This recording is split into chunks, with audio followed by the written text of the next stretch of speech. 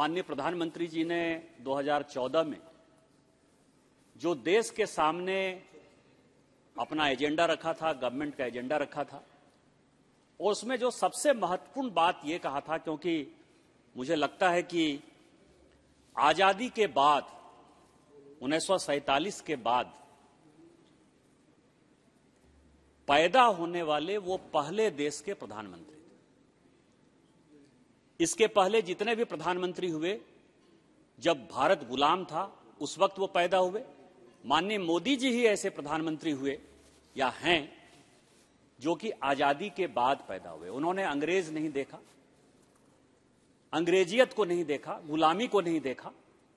और इसीलिए उनके दिमाग में हमेशा रहा कि ये गुलामी का जितना भी प्रतीक चिन्ह है वो सब इस देश से मिटना चाहिए, क्योंकि हम एक सार्वभौमिक राष्ट्र हैं। उन्होंने अपोजिशन को बहुत मौका दिया, लेकिन अपोजिशन की एक आदत हमेशा रही सभापति महोदया कि जब भी भारत में फूट डालो राज करो, अंग्रेज की मानसिकता, ब्रिटिश की मानसिकता, गुलामी की मानसिकता खत्म करने की जब जब बात आती है, या इस देश की समस्या का समाधान करने की जब बात आती है, तो वो हमेशा भागने का कोशिश करती है। 1952 से भारतीय जनता पार्टी जनसंघ का जो एजेंडा रहा, वो सारे एजेंडे माननीय प्रधानमंत्री जी के नेतृत्व में भारतीय जनता पार्टी ने पूरे कर दिए। चुनाव का समय है और मैं आपको उदाहरण के साथ दे सकता हूं कि कौन कौन से एजेंडे हमने लागू किए और कहां अपोजिशन जो है अपनी नाकामी छुपाने के लिए, अपनी परेशानी छुपाने के लिए उसने हम लोगों का विरोध किया, और विरोध का स्तर इतना निम्नतम रखा। धारा 370 की बात होती रही। पिछले 75-77 साल से हम चाइना और पाकिस्तान से एक प्रॉक्सी वार लड़ रहे हैं। हमारा भूभाग पाकिस्तान ने कब्जा कर लिया, लेकिन केवल वोट बैंक की पॉलिटिक्स के कारण, मुस्लिम एपिजमेंट की पॉलिटिक्स के कारण जब 370 की बात आने लगी, तो आपको पता है कि इस पार्लियामेंट में तो उन्होंने विरोध किया ही, सुप्रीम कोर्ट तक में उन्होंने विरोध किया। राम जन्मभूमि का सवाल हो, राम मंदिर बनाने का सवाल हो, जब सुप्रीम कोर्ट का जजमेंट आ गया, उसके बाद भी आपको पता है कि सुप्रीम कोर्ट में किस तरह से कांग्रेस के जो सांसद साथी हैं उन्होंने वहां जाकर विरोध किया। उसी तरह से चाहे वो शेड्यूल कास्ट को अधिकार देने का सवाल हो, शेड्यूल ट्राइब को अधिकार देने का सवाल हो, ओबीसी को संवैधानिक मान्यता देने का सवाल हो, इन सारे चीजों में अपोजिशन ने हमारा विरोध किया। इस सेशन में जो कुछ भी हुआ, यह सेशन बहुत ही महत्वपूर्ण है, जिसके लिए अनुराग सिंह ठाकुर साहब ने जहां से शुरू किया कि कौन सा था 130 करोड़ लोगों के लिए सबसे बड़ा सवाल है, इस पार्लियामेंट में हो या पार्लियामेंट के बाहर हो, कोई ऐसा आदमी, कोई ऐसा परिवार नहीं है जिसको कि जिंदगी में कभी न कभी पुलिस थाने का चक्कर नहीं लगाना पड़ा, अदालत का चक्कर नहीं लगाना पड़ा। और जो कल माननीय गृह मंत्री जी ने कहा कि जो मानसिकता थी अंग्रेज की कि किस तरह से अपने राजकाज को यहां कायम रखो, किस तरह से ब्रिटिश शासन के खिलाफ माहौल नहीं बने, और व्यक्ति जहां नगण्य था उस कानून को खत्म करने का इतना बड़ा काम चूंकि हमारी सरकार कर रही थी, इस कारण से अपोजिशन ने एक ऐसे मुद्दे को उठाया जो मुद्दा है ही नहीं। इस पार्लियामेंट में हमने नियम कानून नहीं बनाया है। संविधान निर्माताओं ने जब कानून बनाया, उसने कुछ बातें कही। उसने ये बात कही कि इस पार्लियामेंट में, इस संसद में एक चीज पर चर्चा नहीं हो सकती, चेयर के ऊपर या चेयर के किसी काम के ऊपर चर्चा नहीं हो सकती। ये उन्होंने बनाया, रूल्स रेगुलेशन उन्होंने बनाया, कॉन्स्टिट्यूशन बनाने वालों ने बनाया, हमारे फोरफादर्स ने बनाया। पहली बार ऐसा हुआ इस पार्लियामेंट में सभापति महोदया कि स्पीकर के ऊपर ही क्वेश्चन किया गया और स्पीकर के माध्यम से सरकार को एक पार्टी बनाया गया। इस पार्लियामेंट की सुरक्षा, मैं बार बार, कल भी मैंने ये बातें कही थी, आज मैं फिर इस बात को दोहराना चाहता हूं कि यहां के संसद की सुरक्षा का अधिकार केवल और केवल लोकसभा सचिवालय का है, लोकसभा अध्यक्ष का है। मैंने कल भी कहा कि 27 बार इस घटना के पहले 1954-56 से लेके जब कांग्रेस की सरकार ने तिब्बत को दे दिया, तब भी इस दर्शक दीर्घा से लोग कूदे और उन्होंने कहा कि तिब्बत के साथ आप समझौता करने वाले कौन होते हैं? ट्रिपार्टी एग्रीमेंट यदि भारत सरकार के साथ, ब्रिटिश सरकार के साथ, रूस के साथ यह हो गया कि भूटान, नेपाल और तिब्बत एक बफर स्टेट बनेगा, तो आप किस आधार पर तिब्बत को जो है चाइना का भाग कर सकते हैं? वहां से कूदे, कोई चर्चा नहीं हुई। 1994 में कूदे, प्रधानमंत्री नरसिम्हा राव तत्कालीन प्रधानमंत्री थे, उनका हाथ पकड़ लिया, कोई चर्चा नहीं हुई। 91 में कूदे, कोई चर्चा नहीं हुई। 66 में कूदे, कोई चर्चा नहीं हुई। 74 में कूदे। लेकिन चूंकि ये इतना बड़ा बिल था जिसमें कि आम गरीब लोगों को न्याय मिलेगा, सही समय पर न्याय मिलेगा, जिस न्याय के लिए 50 साल 100 साल तक लोग भटक रहे हैं, वो भटकाव खत्म होने वाला है। और इनको पता है कि जब अगली बार, तीसरी बार माननीय मोदी जी इस देश के प्रधानमंत्री बनेंगे और लोगों को जो 50 साल 100 साल के लिए न्याय के लिए भटकना पड़ता था, वो 6 महीने, साल भर, 1.5 साल में मिलना शुरू हो जाएगा, तो इनको लगता है कि इनकी राजनीति समाप्त हो जाएगी। इसीलिए ये बिल पास नहीं हो, इसके लिए इतना ताना बाना जो है इंडी गठबंधन ने बनाया। आज जो बिल है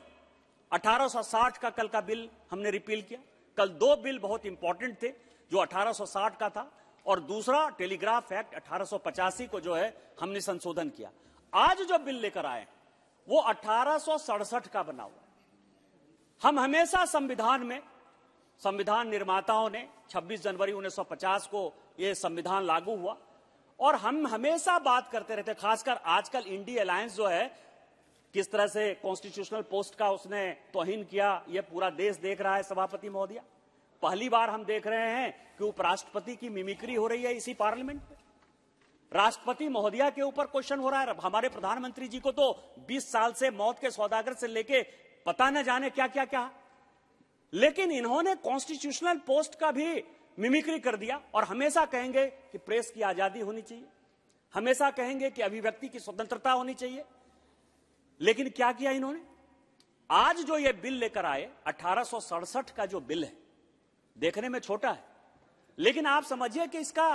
रिपरकशन कितना है, इसका प्रभाव कितना है। 1867 में बिल लेकर इसलिए आए कि आजादी का आंदोलन अपने पूरे सबाब पर था और जो पढ़े लिखे लोग थे उनको, लोगों को जगाने के लिए, चूंकि उस वक्त रेडियो नहीं था, उस वक्त टेलीविजन नहीं था, उस वक्त जो है आने जाने के साधन नहीं थे, रेल नहीं था, हवाई जहाज नहीं था, लोगों के पास गाड़ियां नहीं थी और इस कारण से लोग जगह जगह पर साइक्लो स्टाइल करके अपने टाइपराइटर से कोई भी चीजें छापते थे, बताते थे, जनता तक जो है ले जाने का रास्ता था। इसमें अंग्रेजों को समझ में आ गया कि यदि इस तरह का न्यूज़पेपर या एक पेज का पंपलेट या कोई और चीज छपने लगेगा और लोगों तक ये चला जाएगा तो हम बहुत दिन तक भारत के आदमी को सप्रेस नहीं कर सकते। उनको इस कारण से एक एक्ट उन्होंने लाया जिसमें सबसे बड़ा विषय यह था कि यदि आप इस तरह की एक्टिविटी करोगे, बिना रजिस्ट्रेशन के, बिना किसी के कानूनी जानकारी के ये काम करोगे तो हम आपको जेल दे देंगे। आप अभिव्यक्ति की स्वतंत्रता की बात करते हो, आप प्रेस फ्रीडम की बात करते हो, आप लोगों को जो है बोलने का अधिकार देने की बात करते हो, लेकिन आपने 58 साल के शासन में कभी यह सोचा कि इस तरह का जो एक्ट है इसमें कितने लोग आज तक जेल गए हैं? मैंने एक डाटा देखा, अनुराग सिंह ठाकुर साहब जो है मुझे सुधारेंगे,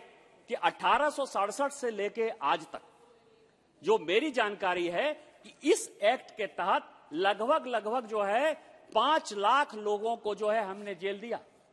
कई एक ऐसे लोग हैं जिनको कि आजीवन कारावास की भी सजा हुई। इस तरह का माहौल था और इस कारण से माननीय प्रधानमंत्री जी ने एक बड़ा फैसला किया कि यदि भारत के संविधान में यह लिखा हुआ है कि अभिव्यक्ति की स्वतंत्रता है, लोगों को अधिकार देना है, तो हमको इस एक्ट को रिपील करना है। इसके लिए मैं माननीय मंत्री अनुराग सिंह ठाकुर जी का शुक्रगुजार हूं जिन्होंने कि इस तरह का एक्ट लाया। इस एक्ट में 3-4 चीजें हैं और बड़ा महत्वपूर्ण है और मैं आपके माध्यम से मंत्री जी को कहना भी चाहता हूं कि हम सभी सांसद हैं। आजकल सोशल मीडिया का जो है बड़ा असर हो गया है, यूट्यूब चैनल बहुत आ गए हैं, किसी तरह से ब्लॉग का जो है दलाली करते करते जो है कई एक लोग इस तरह की एक्टिविटी में लिप्त हो जाते हैं कि वो अपना जो है बिना किसी से आज भी परमिशन लिए हुए वो अपना न्यूज़पेपर चालू कर लेते हैं, या न्यूज़पेपर, जैसे अभी चुनाव का समय है, हम सभी सांसद चुनाव में जाने वाले हैं, यूट्यूब चैनल भी हो जाएगा, चैनल तो चल ही रहा है, और इसके अलावा कई एक जो है इस तरह के न्यूज़पेपर चालू हो जाते हैं। दूसरा जो न्यूज़पेपर है, जो इसका जो है काफी उन्होंने press registrar general of India का जो है स्थापना का बात किया है, ऑनलाइन का बात किया है, सर्कुलेशन का बात किया है कि सर्कुलेशन, आप डीएम भी सर्कुलेशन की बात करेगा, प्रेस रजिस्ट्रार जनरल को ऑनलाइन भी जो है आपको बताना पड़ेगा कि कहां प्रिंटिंग कर रहे हैं, क्योंकि प्रिंटिंग प्रेस का ही भी तक नहीं पता था, आपको बताना पड़ेगा कितना प्रिंट कर रहे हैं। लेकिन जो 2-3 चीजें हैं, एक तो एडवर्टीजमेंट लेने के लिए सारे न्यूज़पेपर कहीं न कहीं अपने सर्कुलेशन को बढ़ाने की बात करते हैं, और इसके बारे में भर्तृहरि महताब साहब बैठे हुए हैं, उनका सबसे पुराना अखबार जो है उड़िया का गणतंत्र है, कि किस तरह से यदि जो ईमानदारी से काम करेगा तो उसकी क्या स्थिति होगी। उसके लिए आपने जो ये बनाया है, सिस्टम जो बनाया है press registrar general of India के माध्यम से, मुझे लगता है कि उसमें कड़ाई करने की आवश्यकता है। दूसरा, अभी चुनाव का समय है, ये सारे सांसद इनको भोगेंगे कि जो छोटे छोटे न्यूज़पेपर चुनाव के समय ही कुकुरमुत्ते की तरह उग जाते हैं, उनको रोकने के लिए आप क्या प्रभाव करेंगे। दूसरा, डीएम के पास बहुत काम है। आपने आज भी, चूंकि अंग्रेजों के समय से ही यह सिस्टम चला रहा है कि डीएम इन चीजों का अधिकारी होता है, तो जिस तरह से अभी हमने कानून में कई एक जगह संशोधन करके, जैसे माननीय गृह मंत्री जी ने जो संशोधन किया भारतीय न्याय संहिता, भारतीय नागरिक सुरक्षा संहिता या एविडेंस एक्ट में, उन्होंने एक बड़ा अच्छा काम किया कि प्रत्येक जिले में जो है डायरेक्टर ऑफ प्रोसिक्यूशन का जो है अलग पोस्ट क्रिएट किया। वो अलग से तय करेगा कि इस केस को आगे बढ़ाना है, नहीं बढ़ाना है, इस केस को अपील में जाना है, नहीं आना है, क्योंकि न्याय जो है जल्दी मिलना है। तो मेरा ये आग्रह होगा आपके माध्यम से सभापति महोदया, मंत्री महोदय से, कि आप जो है डीएम का जो इतना काम है, उस डीएम के काम के अलावा जो है आप अलग अलग जगह, क्योंकि सभी जगह आपका पीआईबी मौजूद है। आजकल अब आपने जिस तरह से सिस्टम लाया कि जो चलता था 2 साल, 3 साल, 4 साल तक हम आपको रजिस्ट्रेशन नहीं देंगे, 60 दिन के अंदर यदि आप एनओसी नहीं दीजिएगा तो यहां से रजिस्ट्रार आरएनआई जो है रजिस्ट्रेशन आपका कर देगा, आपका अखबार चालू हो गया, आपके अखबार का प्रिंटिंग चालू हो गया। उसी तरह से आप वहां जिले में आदमी को पोस्ट करिए, या किसी डीएम को छोड़कर डीडीसी को कह दीजिए, एसडीओ को कह दीजिए, या एक नोडल अफसर बना दीजिए जो कि इन चीजों को करता रहेगा कि यदि यूट्यूब चैनल ब्लैकमेलिंग कर रहा है उसको हम कैसे रोकेंगे, यदि इस तरह का अखबार ब्लैकमेलिंग कर रहा है और उसका सर्कुलेशन कुछ नहीं है और वो एडवर्टीजमेंट लेने की कोशिश कर रहा है, उसको किस तरह से रोकेंगे। यदि आप ये कर पाए तो ये जो आपने एक बड़ा ईज ऑफ डूइंग बिजनेस में एक बड़ा काम किया है, जिसमें अभिव्यक्ति की स्वतंत्रता होगी, लोगों को बोलने का अधिकार होगा, जगह जगह अच्छे लोग जो कि किसी कारणवश दिल्ली का दौड़ नहीं कर सकते या राज्य की राजधानी नहीं जा सकते, डीएम तक जिनकी पहुंच नहीं है, उसके लिए जो आपने पूरी व्यवस्था की है, जब तक आप इसको नहीं करेंगे तो वो नहीं होगा। इसीलिए मेरा यह मानना है कि ये जो 3 काम आपने प्रेस रजिस्ट्रार जनरल को सौंपा है कि फाइन आपने, ठीक है, फाइन आपने किया, लेकिन फाइन जो है वो एक बार करेंगे कि यदि दूसरी बार वो वायलेट करेगा, इसके बारे में जो है वो क्लैरिटी नहीं है। मान लीजिए कि एक बार उसने वायलेशन किया, आपने उसके ऊपर फाइन लगा दिया,